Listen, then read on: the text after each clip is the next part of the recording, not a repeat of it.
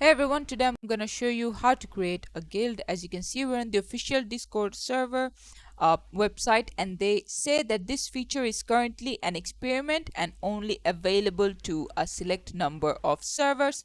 So if it's not available for you, there is nothing you can do until unless they release the full version. So what you can do is, if your server is currently in the experiment, you'll see an option to convert it into a guild. As you can see, this is the server icon, and right next to it says your guild's invite is ready.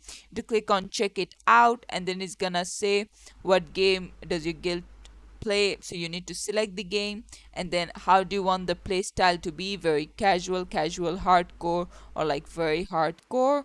And then who's your target audience, you want to select all of this. And then what does your guild talk about, and then just tell potential recruits what your guild is all about. You also need to create a badge or a tag, and then you can customize the guild's look. How do you want it to look, like the theme and everything.